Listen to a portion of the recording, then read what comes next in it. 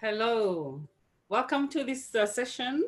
Really excited to be here with a very high-level panelist that will talk to us about protecting and restoring terrestrial ecosystems in the Pacific. This is a very exciting session, and we do hope that you'll enjoy it. We also hope that the thoughts and some of the issues that will be discussed during this session will basically help us think about, how and what are the best ways moving forward to protect the ecosystems in the Pacific. As we all know, terrestrial ecosystems in the Pacific are among the most species diverse in the world. And in fact, the Pacific Island region has more rare and endangered and threatened species per capita than anywhere else in the world. And as we all also know, that the Pacific Island countries, our homes in the Pacific, house large tracts of intact forests that include, of course, many unique species and communities of plants and animals that are found only here in the Pacific Island region. So this biodiversity also have very significant Pacific for us in our culture and tradition, because we have depended on them for a long, long time. Our forefathers have depended on them. We continue to depend on them, and we're working towards making sure that future generation will also enjoy and depend on the forest and everything from the forest to the marine ecosystems that are there. And so we do recognize the value, cultural values of the ecosystems that we have. And we are very fortunate to be talking about how best we can be protecting and restoring terrestrial ecosystems in the Pacific Islands. Unfortunately, as we all know, biodiversity within our islands in the Pacific also faces exceptional challenges of decline and extinction. And of course, these are driven by many habitat loss and degradation, invasive species, all caused by natural as well as anthropogenic forces or stresses that are really making a big challenge to the natural resources that we have. Some of the estimates that have been documented states that more than at least 50% of the region's total biodiversity is at risk of degradation and extinction. And so working with government and local communities, it's very important to set up co-managed forest and watershed protected areas, and of course, habitat restoration, and making sure that we maintain pathways that safeguard and improve the health and the function of our terrestrial ecosystem and habitats. We are very fortunate to have our panelists today. They will be presenting to us a very broad overview of the status and the trends of habitat, terrestrial habitat in the Pacific region. They will also discuss the various threats to our forest and island systems, and perhaps share with us some of their thoughts on solutions and tools that are available that we can use or think about using in the future. We will also learn from our panelists the range of terrestrial habitats in the Pacific, the conditions of those habitats, and current trends in decline, as well as regeneration, and in areas that, of course, are in most need for conservation. We'll also hear about potential restoration of terrestrial habitats, giving example to specific projects and describing successes and challenges. And our speakers will also share with us their experience in seed banking, in conservation, and how that's used to support restoration of terrestrial habitats. And of course, one of our speakers will also share experiences with addressing, monitoring, and one of the biggest challenges to our Pacific Islands, which is fire.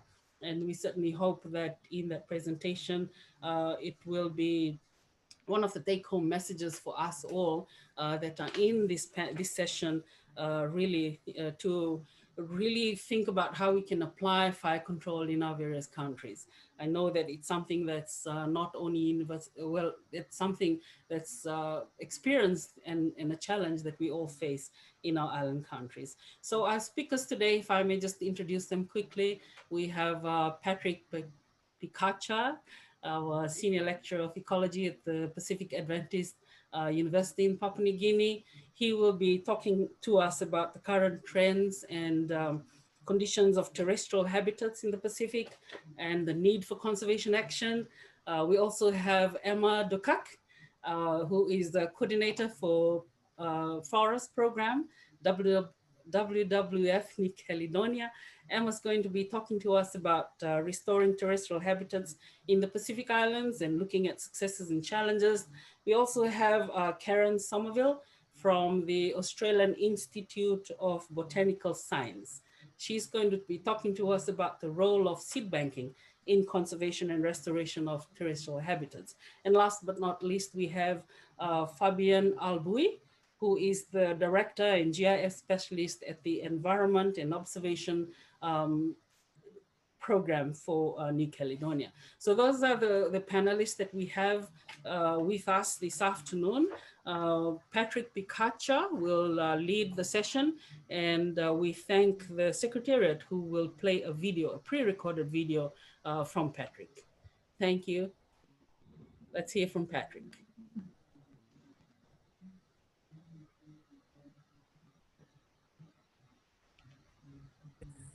Hello to you all from here on the outskirts of Port Moresby, on the foothills of the Owen Stanley Range and the foothills of the beginning of the Kokoda Track, Owens Corner, which is not far from where we are here. So it kind of is fitting for me to talk about the terrestrial environment being amongst some of the most diverse terrestrial ecosystems on the planet here in Papua New Guinea or Western Melanesia. And so I will, my apologies that I will be maybe elaborating a little bit more on the terrestrial environments of and species within terrestrial ecosystems here in Western Melanesia. Because these are the countries that I am a little bit more familiar with, Papua New Guinea and Solomon Islands. I was brought up here in Papua New Guinea. I'm back here, and of course I come from Solomon Islands. So these two countries are I have a bit more knowledge of the terrestrial ecosystems in these countries than I do for small island states, smaller islands in the Pacific. And so let me begin by just highlighting some of the state of the terrestrial ecosystems in the Pacific Islands. The status of the region's forests, the terrestrial ecosystems, are deemed as fair and good. For the majority of Pacific Islands, they have still intact high forest cover. Compared to, I guess, other parts of the world. What's interesting is that small island states have seen an increase in forest cover between 1990 and 2015 compared to maybe the larger islands here in Papua New Guinea and Solomon Islands. And I'll talk about some of the challenges of deforestation here in Western Melanesia. For small island states, we've seen an increase of forest cover, which is interesting and which is excellent. Um, for example, the Cook Islands from in 1990 had 14,000 hectares, and this has increased by 1,000 hectares to 15 more than 15,000 hectares, and the same goes for French Polynesia. These changes have been a result of either plantations being or trees being grown, mangroves being grown, I guess, and uh, some sort of replanting program, which is excellent. Um, here in the western here in Papua New Guinea, and to an extent the Solomon Islands as well, there has been a reduction in forest cover. Other sites like Fiji, for example, has seen a increase in forest cover between 1990 and 2015. Fiji has a, you know, Fiji has much support from NGOs and also, I guess, from government as well. Most of the regional organizations that are working in the region are based in Fiji, and the University of South Pacific. I know the Institute of Applied Science (IAS) has a huge role to play in the increasing rate of forest cover in Fiji, which is excellent. And here are some examples, I guess, that we can emulate here in the Southwest Pacific, especially in uh, Papua New Guinea. Someone's decided to play some music next door. In terms of primary forest, there is no primary forest in the small uh, island states like Cook Islands and Kiribati, for example. Um, whereas here in um, the Southwest Pacific, the Western South Pacific, um, the countries of Papua New Guinea, where we are right now, and Solomon Islands have seen a increase in deforestation as a result of logging and also mineral exploration and mining.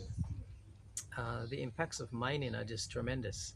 So let me just highlight some of these facts. Papua New Guinea ranked third in the list of countries with the fastest growing rates of tropical primary forest loss in 2018, according to a report by Global Forest Watch. And the Solomon Islands government is also concerned about the growing rate of tree cover loss, especially from 2014 to 2017. Anyway, there's an irony here because they are the ones that have, um, the regulator and um, supporting industrial logging at an unprecedented, unsustainable rate. Um, so Melanesia accounts for the majority of the land area within the Pacific Island region, and it has seen forest loss at the highest rate, not in the region but on Earth. Um, Here's an example. Um, Historically, Solomon Islands we're not allowed to log above 400 meters. It's against the logging code practice, but in recent years, satellite images, and we continue to see a deforestation and logging trees felled above 700 meters in elevation on islands like Guadalcanal, on small islands, even tiny islands like Gatoka in the Western Province. And right now, um, we're probably going to see the last reef to ridge corridor being logged at Zaira village in South Vangunu in the next couple of weeks, which is kind of alarming because we have this Solomon Island Community Conservation Partnership, the NGO that is partner with the communities on the ground in Zaira, has pushed for or submitted an application for protected area legislation under the 2010 Act, Solomon Islands Protected Areas Act. And that refuses to get signed by the relevant ministries because of logging interests and also mining interests on the island. And so the challenges are real. The total logged roads in the Solomon Islands, if connected, stretch more than 12,000 kilometers, which is said to be twice as long as the Yangtze River in China. So it's incredibly huge, the extent of logging uh, approved and done by the government, really. Uh, Here in Papua New Guinea, we see the same. The challenges are quite parallel with the Solomon Islands, but more obvious are the impacts of mining as well on the ecosystem, on terrestrial ecosystems. I did a couple of years ago. I did a trip from Kiunga, which is township just below the Okteri mine site, and traveled by outboard more than 1,000 kilometers down the Fly River all the way to the delta in the Gulf of Papua. And every day, there's about 100,000 tons of sediment gets dumped into the Fly River, um, and it just has a tremendous impact on downstream communities. Anyway, that's another story. Continental New Guinea, our ecosystems and the terrestrial environment behaves more like a continent than it does a small island state. So the impacts are just at um, a humongous level. Right now, there is also um, talk of development in the north of New Guinea, CIPIC, the Freedom Mine, which will have a impact on the CIPIC River, um, and that too we're closely watching and monitoring, which is huge. The terrestrial ecosystems are not only being impacted on larger continental islands like New Guinea, but even on small island, um, even on small islands in Melanesia. For example, Lihir Mine, which is a small island off the north coast of New Ireland, which has one of the largest gold mines on earth in terms of gold ore. They're extracting 1 million ounces of gold ore, and so the impacts of that mine on not just the terrestrial ecosystem but also on the marine environment because of deep sea tailings is quite big. Um, but there are also, having said that, there's also opportunities to create partnerships between industry um, and communities and government. Here in Papua New Guinea, the here in Papua New Guinea, in remote places, in remote provinces, uh, companies have wield more power than do the government. Um, and so, in terms of uh, creating or having a conservation, achieving some sort of conservation outcome, it is so critical to have a good, strong partnerships with industry. So I'm just going to make some comments on the IUCN Red List for the Pacific Islands, and maybe just look at some um, interesting aspects of this Red List. First of all, if we're looking at the critically endangered numbers of critically endangered species, we find that the Red List shows that New Caledonia um, has the highest number of uh, critically endangered species on the IUCN Red List, followed by French Polynesia, followed by Papua New Guinea. Species that are extinct are quite high also on New Caledonia and Papua New Guinea, followed by the Solomon Islands, Fiji, and the rest of the small island states, Micronesia and Palau as well. We have lots of endangered species in New Caledonia, Solomon Islands, Papua New Guinea, uh, Fiji, Vanuatu, and then to Micronesia, the Micronesian Federated States of Micronesia, and then Palau and the rest of the Pacific. Um, so it is very interesting to take note of um, the high percentage of critically endangered species on New Caledonia um, and Fiji and French, especially French Polynesia, and compare that to Papua New Guinea. Um, and this probably highlights some of the gaps in survey intensities here in the larger Melanesian islands. Um, I'll bring in an example of a survey that was done in just north of where I am right here, sitting just north of the Owen Stanley Range in Morobe. There was a survey that was conducted a couple of years ago, and a publication published on the uh, on Northophagus, some of the Northophagus forests above 3,100 meters in what would be montane or alpine forest in some islands. Here we find that at 3,100 meters, we find in some of the largest trees in the world, more than 40 meters high. These forest findings, have gone against some of the theories of uh, forest and elevation.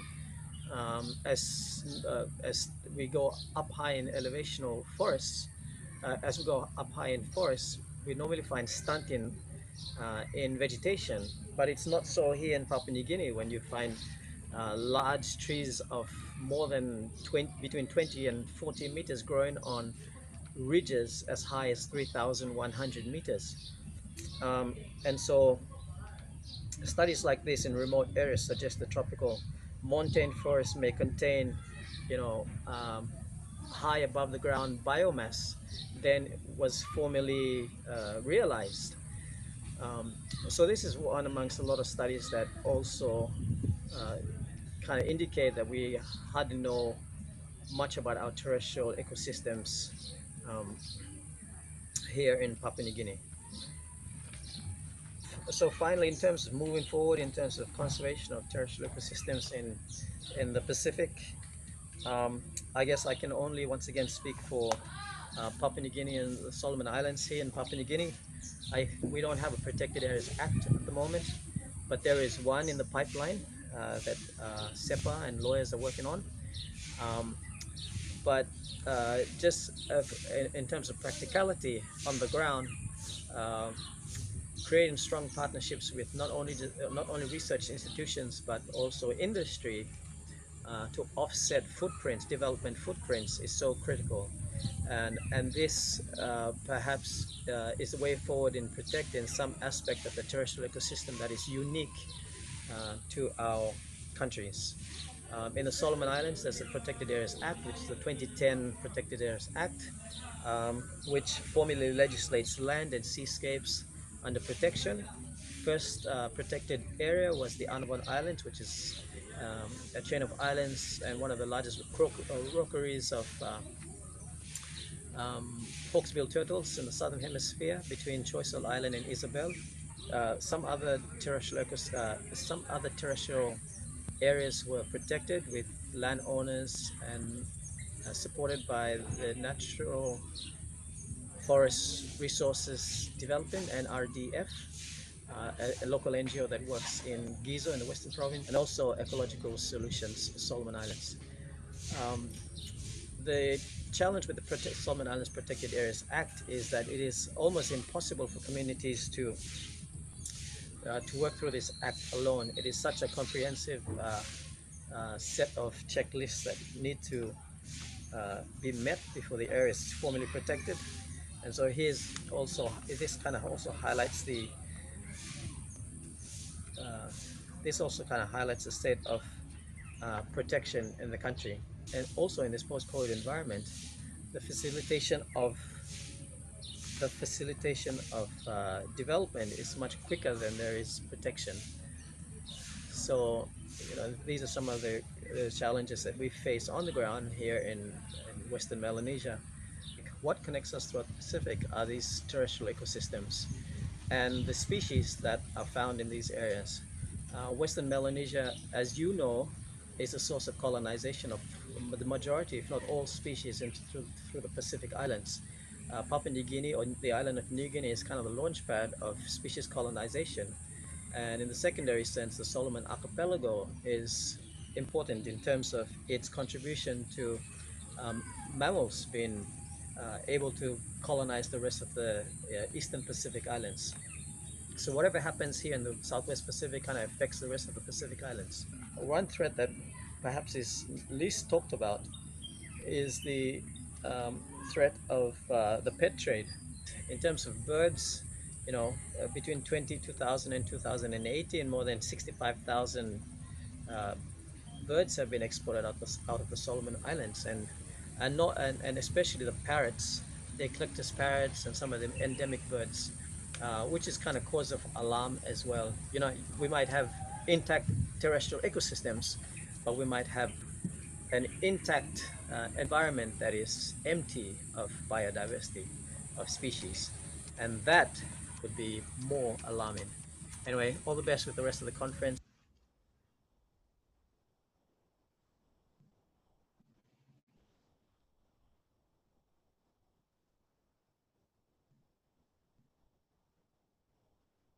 Okay, so thank you very much for that. That's a pre-recorded session from Patrick, and I would like to now invite Emma de Kock I hope I got the name right, to take us into the next talk. Thanks, Emma.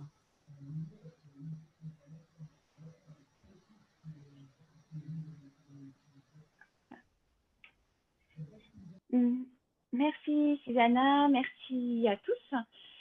Je vous rassure, je vais essayer de parler pas trop vite pour que les traducteurs puissent vous faire la traduction, et également je vous informe qu'on vous fournira très rapidement la présentation en version anglaise. Je peux partager mon écran, excusez-moi si Amanda le souhaite, pour que je passe directement les diapos, si elle le veut.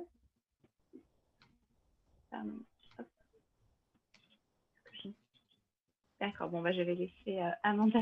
Ah, pardon, merci. Ok. Bon, super. Merci à tous. Donc, je suis Emma Docal du WWF, en charge des programmes terrestres. Et donc, l'idée de cette présentation était de vous partager les défis, enjeux et retours d'expérience qu'on peut avoir sur la restauration des habitats naturels terrestres dans la région. Pour nous présenter brièvement, le WWF a pour ambition de pouvoir restaurer le lien entre l'homme et la nature et de permettre le développement des sociétés en harmonie avec une nature. Aujourd'hui, on a une nature, des écosystèmes qui sont en crise, alors que ce sont des supports vitaux pour le développement de nos sociétés, que ce soit l'accès aux ressources, que ce soit l'alimentaire, la santé, le bien-être également des populations. Et aujourd'hui, plus que jamais, la surexploitation des ressources et la dégradation des habitats sont prégnants.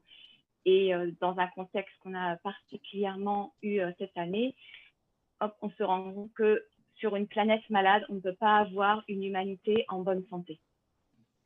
Donc, c'est une crise, c'est sûr, mais c'est aussi une belle opportunité d'embrasser un nouvel engagement au profit de l'homme et des milieux naturels dans lesquels il évolue. Et c'est puisqu'on a malheureusement le pouvoir de dégrader les milieux naturels qui nous entourent, on a aujourd'hui le devoir moral et l'impératif de protéger cette nature.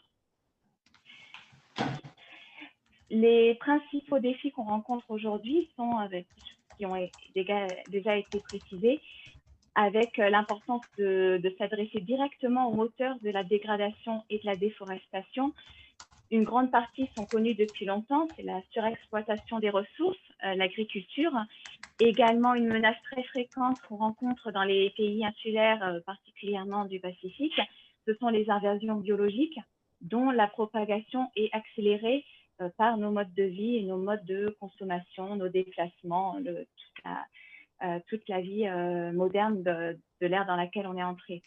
Et aujourd'hui, le rapport Planète Vivante, édité par le WWF en 2020, a démontré que près de 75% de la surface émergée libre de glace a déjà été altérée par l'homme sur les 50 dernières années. On a seulement 13% des océans qui sont préservés des activités humaines, et les zones humides ont été détruites à plus de 70%. En plus des trois menaces que je vous ai présentées rapidement, effectivement, il y a toutes les sources supplémentaires qui s'ajoutent, les pollutions, les perturbations qui sont liées à nos besoins en termes d'agriculture, en termes d'énergie, en termes de matières premières. Il y a également les incendies, plus ou moins accidentels. Et évidemment, la source de pression à laquelle on est le plus confronté dans notre région, c'est les effets du changement climatique, avec un rôle croissant, une pression croissante sur les écosystèmes, la biodiversité qui les abrite. Donc là-dessus, on a d'autres challenges, ça va être effectivement d'inverser la courbe de perte de la biodiversité. Il y a pour ça beaucoup d'objectifs qui ont été pris sur les 30 dernières années pour résoudre cette problématique.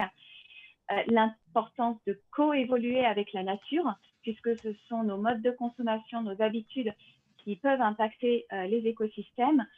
On a tout intérêt à évoluer conjointement pour permettre de bénéficier des services et de bénéficier des évolutions durables qu'on pourrait avoir avec les écosystèmes qui nous entourent. et finalement de développer des solutions basées sur la nature, puisque on le sait depuis très longtemps,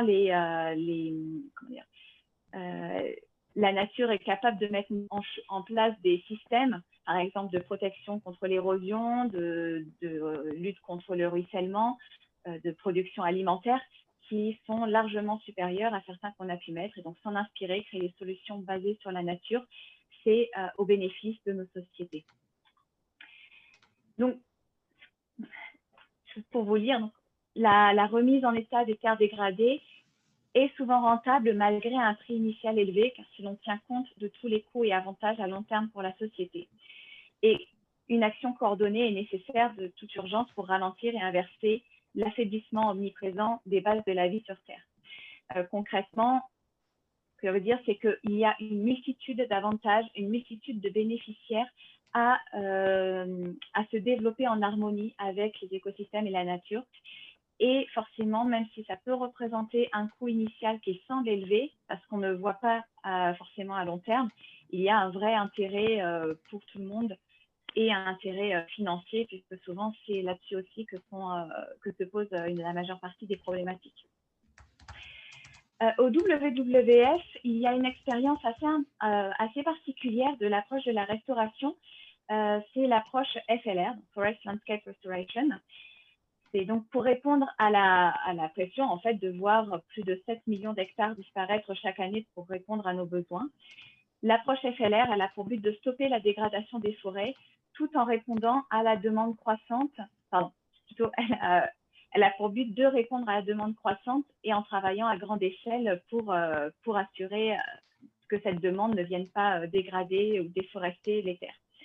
Et donc là-dessus, ce dont je vous parlais, c'est que l'approche du WWF, elle repose surtout sur une expérience de terrain de longue échelle, de longue date à travers la planète, avec énormément de travaux qui ont été faits en Nouvelle-Calédonie, donc là où nous sommes basés actuellement depuis 17 ans, mais également à Madagascar, au Mexique, en Tanzanie, dans le Bas-Danube, en Malaisie. Et tout ça, donc ça fait l'objet de rapports de capitalisation, de retour d'expérience, qui sous forme d'une field series, que vous pourrez trouver d'ailleurs sur le lien là-dessus, pour justement essayer de comprendre mieux sur le long terme, car on sait que la restauration se travaille sur le long terme. Où est-ce que ça a marché? Quels ont été les points bloquants à lever, les freins? Et donc, c'est des points que je vais essayer de vous présenter très rapidement avant de passer à ce que l'on fait en Nouvelle-Calédonie. Donc, ça va être très difficile en fait de présenter la totalité des actions qui peuvent être menées, de ce qui a marché, ce qui n'a pas marché. Par contre, ce que l'on retrouve, ce sont 10 principes clés pour qu'une stratégie soit efficace sur le terrain. Donc, vous avez de la chance que l'image est en anglais. C'est déjà d'avoir une approche paysagère pour décloisonner la protection qu'on veut faire, puisque si on reste cloisonné, on va avoir à terme, à long terme, des pressions diverses qui vont s'exercer du fait de la croissance des usages des populations en périphérie des villes, des paysages sur lesquels on veut restaurer. Et donc, en embrassant dès le départ un large paysage, on intègre ces problématiques futures. Il y a l'enjeu, évidemment, d'identifier les causes profondes de la dégradation pour résoudre le problème à la source. C'est des choses qui ont aussi également été présentées par Patrick juste avant, d'engager toutes les parties prenantes, d'avoir une gouvernance qui soit intégrante de l'ensemble des parties prenantes pour pouvoir agir efficacement sur le terrain. De restaurer donc les multiples fonctions des écosystèmes pour des bénéfices multiples afin qu'il y ait des avantages qui puissent, des avantages divers selon les attentes des populations qui sont également diverses. Et donc, qui va de pair avec s'adapter au contexte local pour les différentes approches. Et donc, de gérer le long terme, la résilience sur le long terme des travaux qu'on fait pour assurer que ça puisse se poursuivre après on va dire, l'accompagnement du projet, que ça puisse se poursuivre naturellement. Et là-dessus, donc, améliorer le bien-être des populations. Et finalement, une des pierres angulaires, c'est d'avoir des cibles qui soient science-based pour s'assurer qu'on est sûr d'avoir on favorise le soutien, l'efficacité à long terme des actions que l'on mène. Tout ça, ce sont donc les pièces d'un même puzzle, et c'est vrai que si on en enlève un, on peut fortement impacter le résultat final, puisqu'elles sont vraiment toutes nécessaires à la mise en œuvre du projet. Hop, merci. Ce qu'il faut surtout retenir, c'est que la restauration des terres dégradées, ça ne se limite pas à la restauration écologique. C'est souvent une des premières idées qui vient à l'esprit, c'est effectivement restaurer la biodiversité, restaurer un écosystème naturel. Aujourd'hui, il est vraiment nécessaire d'adresser l'usage qui est fait de ces terres pour préserver là où on peut le préserver, restaurer écologiquement là où on peut, là où il y a notamment le moins de conflits d'usage, et ailleurs, là où on ne pourra pas pallier à l'usage des terres, mettre en place des techniques, des actions qui permettent de restaurer les écosystèmes, restaurer directement ou indirectement pour assurer des bénéfices à long terme sur des bénéfices naturels à long terme. Donc, c'est vraiment dans tous les projets FLR là-dessus, il faut noter qu'il n'y a pas un mode d'action, il y en a une multitude. Par contre, et donc de la même façon qu'on a des contextes, des populations et des attentes différentes, les projets FLR doivent s'adapter au contexte. Mais par contre, ce qu'on retrouve souvent, c'est des typologies d'actions qui sont similaires selon les projets, qui déroulent à différents degrés durant les années de poursuite du projet pour assurer que tout soit mis en œuvre et que cela puisse marcher. Notamment une phase donc, de lancement, qui permet d'identifier les projets, d'identifier les problèmes, sensibiliser les parties prenantes sur le terrain aux problèmes dont ils n'ont peut-être pas forcément conscience, et soutenir les actions et les acteurs qui ont déjà des actions vertueuses en place, les diriger comme modèle et montrer qu'il y a une voie de développement qui existe, quelqu'un la met déjà en place et donc on peut se développer là-dessus. Il y a également donc la nécessité de mettre en place une gouvernance et des partenariats sur le paysage, également donc de bien définir les besoins, les attentes des populations en termes d'usage des terres et donc d'opportunités de restauration selon les possibilités, définir ensuite donc une stratégie de restauration avec une stratégie qui peut inclure une stratégie d'acquisition de connaissances, de développement de phase test, de formation, de renforcement de compétences et surtout en incluant donc l'utilisation des terres à l'heure actuelle, mais l'utilisation potentielle à venir sur les usages futurs. Également très important de renforcer les communautés des acteurs en place, puisque souvent donc ça peut être une volonté qui peut arriver extérieure, mais ça peut être par exemple des pouvoirs publics, ça peut être des ONG, ça peut être des scientifiques extérieurs aussi ou du terrain qui viennent, mais il est indispensable que les acteurs qui utilisent le terrain puissent également s'améliorer et se monter en compétences et donc communiquer sur ces choses-là. Puisqu'on travaille à long terme, il y a aussi trois choses indispensables qui sont de suivre l'évolution des écosystèmes. Est-ce qu'on va bien dans la bonne direction?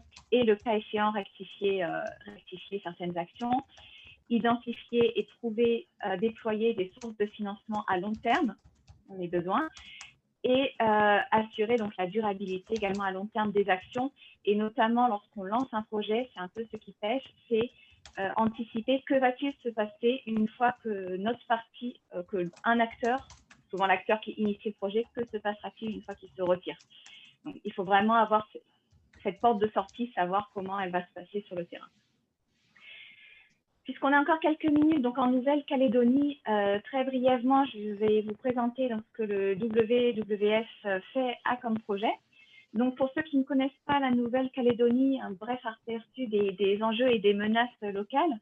Donc, c'est une île c'est un archipel qui se compose d'une île principale, la Grande Terre, avec des îles autour, l'archipel des Loyautés, les Bélèpes, l'île des Pins et une multitude de plus petites îles autour de la Grande Terre. Globalement, sur la Grande Terre, qui regroupe la majorité de la population, on a une côte ouest qui a été mobilisée par l'agriculture extensive, ce qui a provoqué la quasi-disparition des forêts tropicales sèches.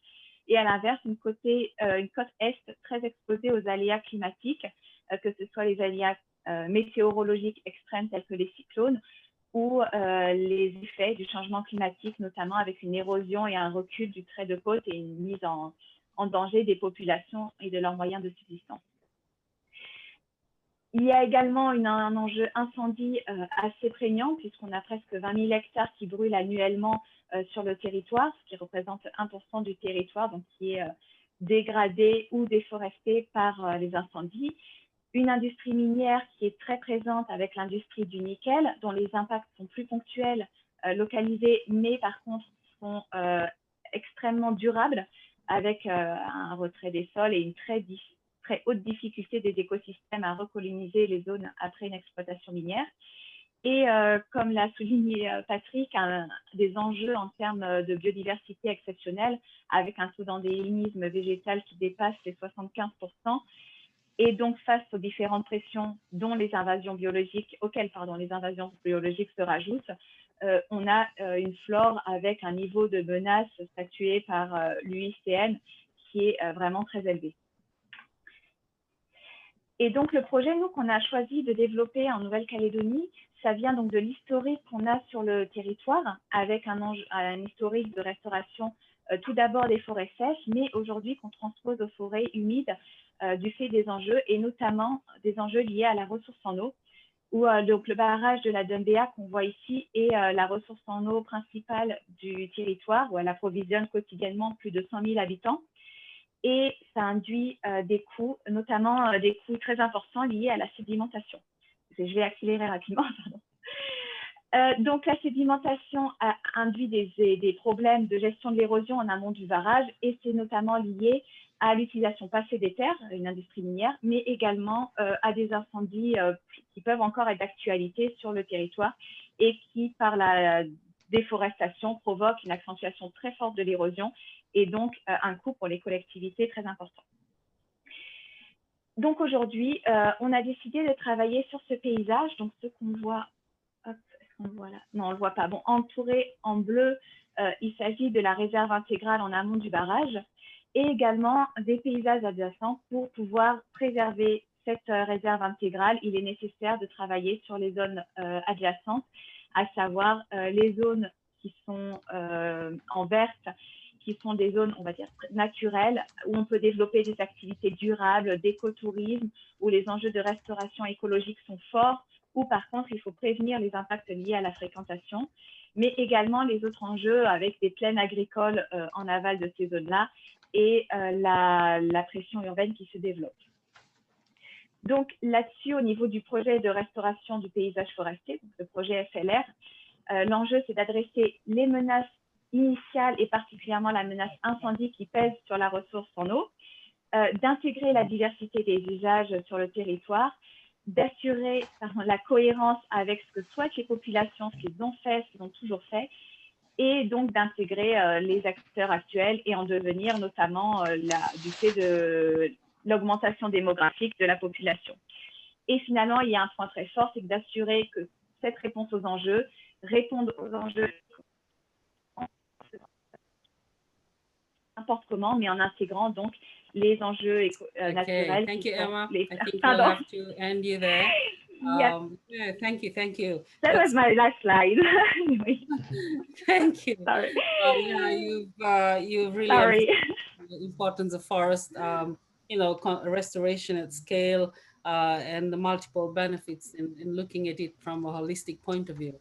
So without further ado, I'd like to invite Karen to please take us on for the next few minutes. Thank you, Karen.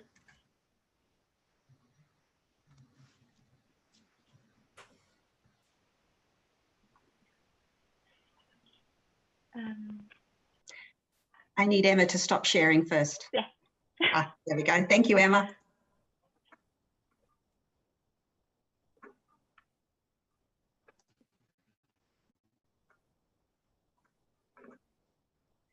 Hello, everyone. I'm Karen Somerville and I lead the Rainforest Seed Conservation Project at the Australian Plant Bank, which is a conservation facility of the Australian Institute of Botanical Science in Sydney. And as you saw in the last two talks, protecting and restoring our terrestrial ecosystems is incredibly important for conservation in the Pacific, not just for the biodiversity those ecosystems hold, but also for the ecosystem services they provide. We can help to keep those ecosystems functioning by protecting natural areas that are still intact and by restoring those areas that have been degraded. One of the main goals in restoring an ecosystem is to make that ecosystem self-sustaining and resilient. That means that it needs to be able to function without further human intervention once it's been established. To do that, you need to plant a wide variety of plant species, and you need to make sure each species has enough genetic diversity to allow future reproduction, adaptation to change, and evolution. And the easiest way to accomplish this is to grow the plants from seed. Restoration of large areas of land, though, requires huge amounts of seed, and that can sometimes be difficult to get when you need it. So seed production can vary greatly from year to year in response to local weather, and also because some species will just naturally produce a huge crop of seeds in one year and then nothing for the following 2 or 3 years. Habitat loss can also make it difficult to get enough seed as the number of individuals available to collect from is reduced along with the habitat. And some species may produce very few viable seeds as a result of insect predation or low genetic diversity in the population.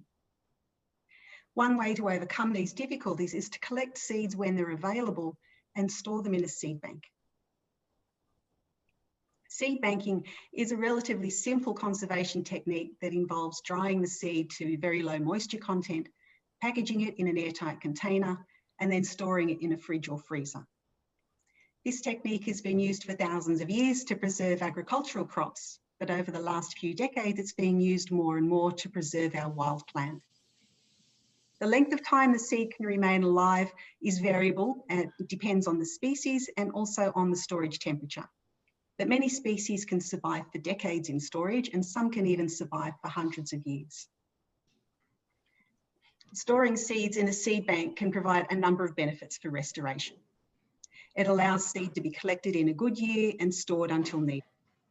It allows small seed collections to be built into larger collections over several seasons.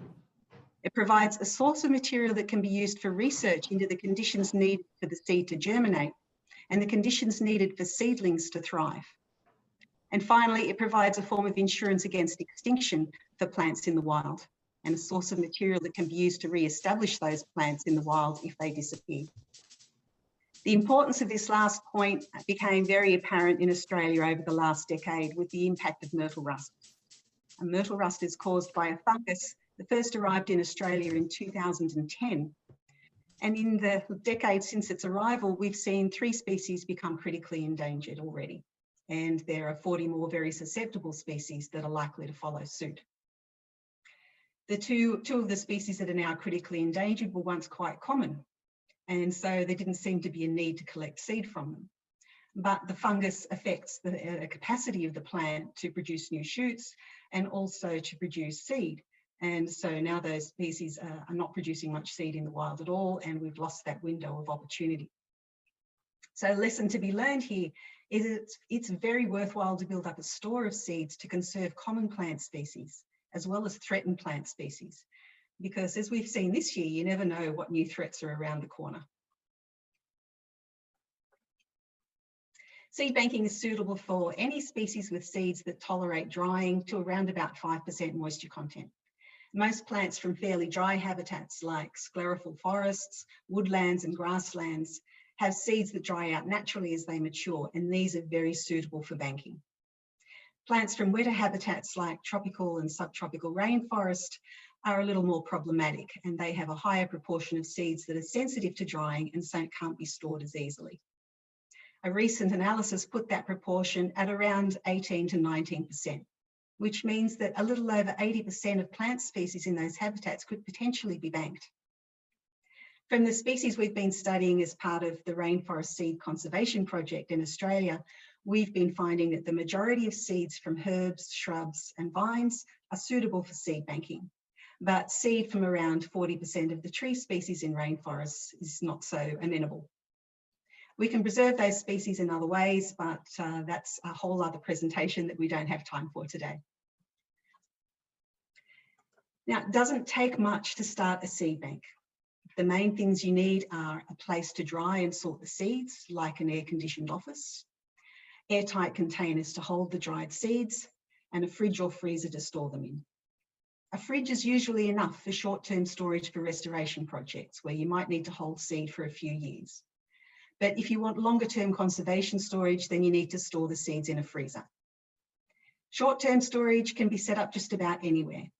But for longer-term storage, it's a good idea to house the seed bank in a well-established facility like a botanic garden, a university, or a crop research institute that can commit to providing the space and electricity needed for the long term. In Australia, most of the government-owned native seed banks are set up within botanic gardens. And one of the example of this is the Australian Plant Bank where I work.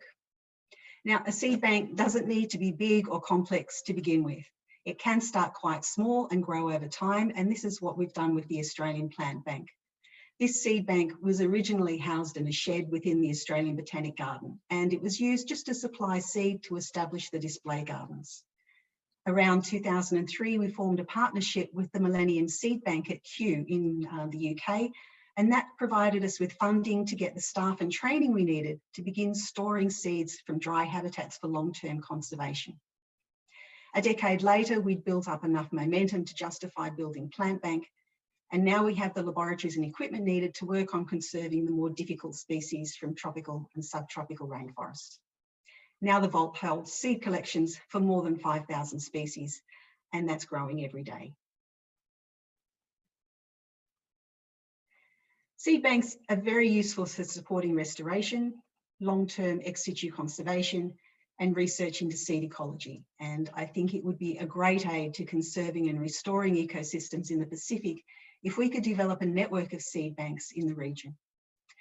There are many plant species that are endemic to particular islands, but there are also many genera that are shared across the Pacific. And that gives us a great opportunity for collaborating on research into seed conservation. At Plant Bank, we've accumulated a lot of experience over the years that we're happy to share. But we're also still learning, particularly when it comes to the rainforest species. And it would be wonderful to continue on that journey with partners across the Pacific Islands. And perhaps that's something we could work towards over the next 5 years. Thank you. Thank you, Karen. Those are very helpful pointers on how to keep seeds for future use. Thank you so much. If I may now invite Fabienne Alboui, please. Thank you, Fabienne.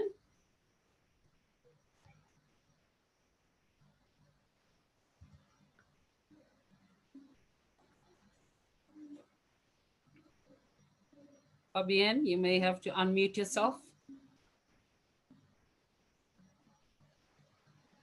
Oh, is there a video? Sorry, Karen. That's okay. Bonjour à tous, je suis Fabien Alboui, directeur de l'œil, l'Observatoire de l'environnement en Nouvelle-Calédonie. Je vais vous présenter en fait, les actions de l'Observatoire sur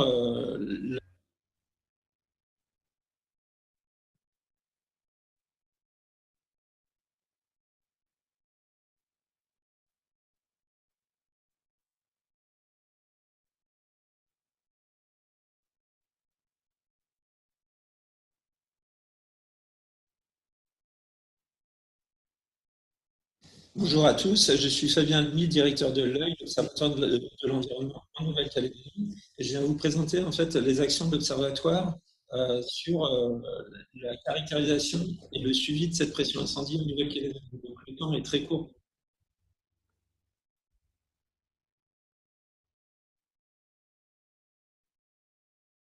Pour cette présentation, donc je vais essayer de faire vite. Alors voilà, je partage ma présentation. Alors, déjà quelques mots sur l'œil. Donc, l'œil est l'Observatoire de l'environnement de Nouvelle-Calédonie. 3 missions principales, une action de suivi de l'état de l'environnement, une mission de communication d'information à la fois des grands publics, mais aussi des décideurs sur l'état de l'environnement, et une mission de développement de méthodes de suivi de l'environnement, attendu que la Nouvelle-Calédonie ne dispose pas de l'ensemble des outils qui peuvent être disponibles dans d'autres pays du fait d'un environnement très, très particulier. C'est une structure technique, scientifique, qui sur la base d'informations factuelles, communique, informe sur l'état de l'environnement. La Calédonie, dont j'ai situé la localisation sur la carte, en fait, donc à l'est de l'Australie, sous des latitudes tropicales, subtropicales, abrite un environnement tout à fait exceptionnel avec plus de 75% de taux d'endémisme végétal notamment, mais aussi des écosystèmes marins extrêmement particuliers et dans un état de conservation très, très bon. Malgré tout, cet environnement subit des pressions extrêmement importantes, notamment les feux de forêt, mais aussi les espèces envahissantes, mais aussi l'exploitation minière.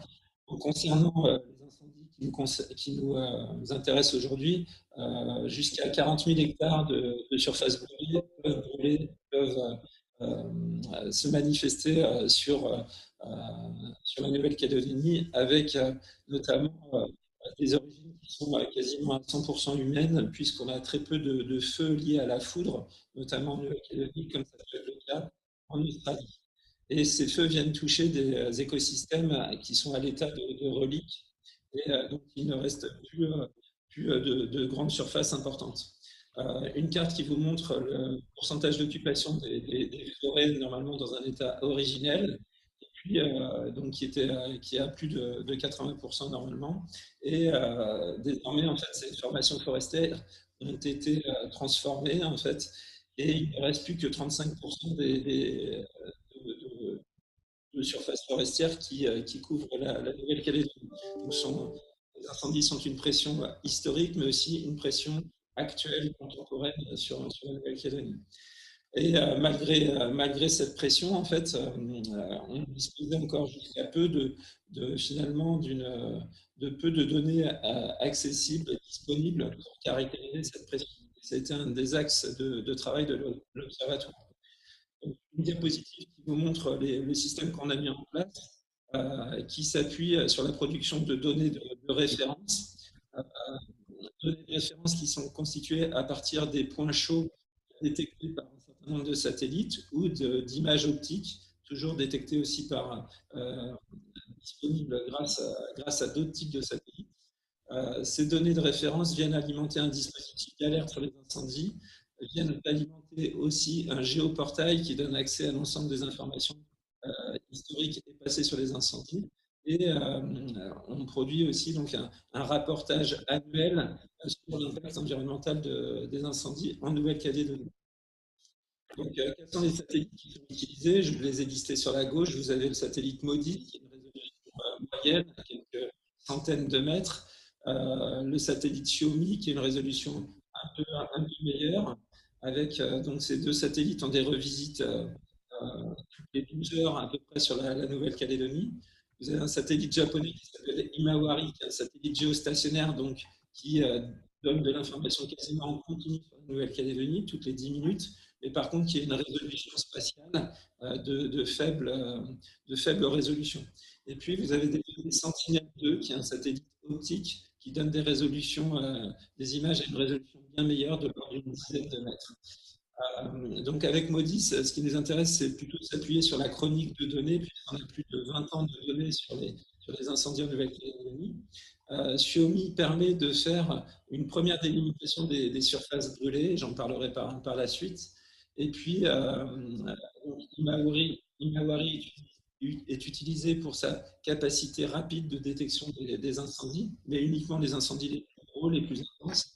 Et les images Sentinel-2 permettent une délimitation très détaillée des contours.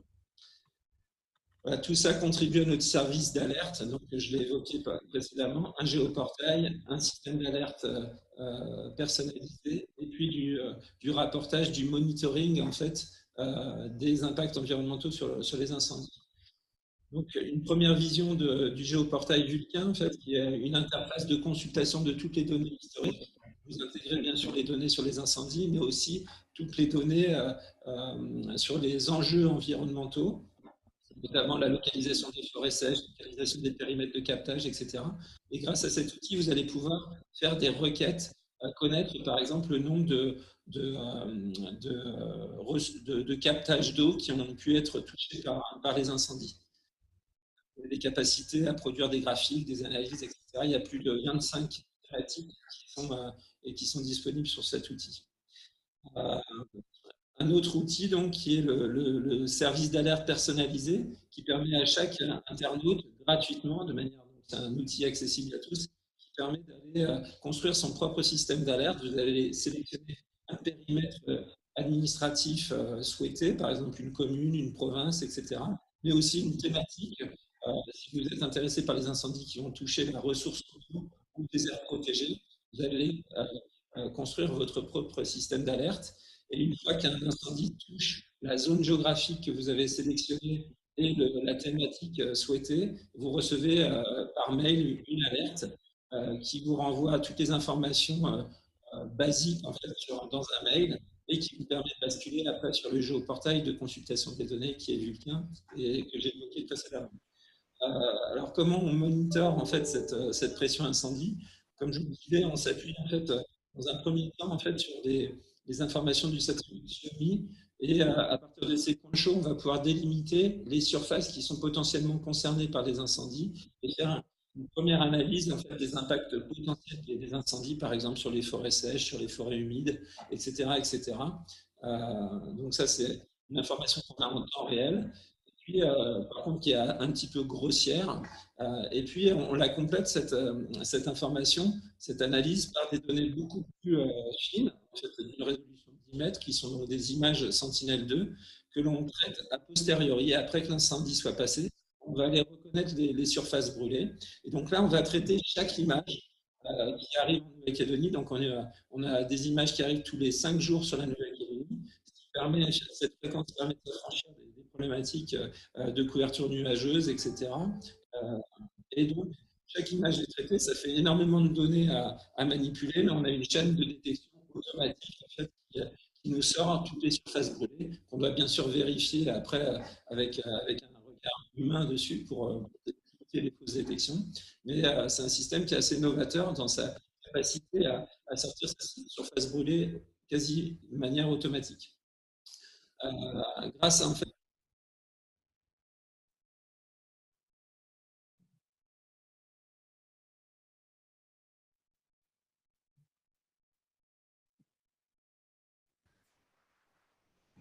Hey, well, thank you so much for all the panelists, to all the attendees. We thank you all the attendees for joining us in this session. Unfortunately, we are short on time, but please look for the panelists in the lounge and communicate with them if you do have other pending questions or just point of discussions that you'd like to have with the panelists. We invite you to meet them in the lounge. So thank you so much for joining this session.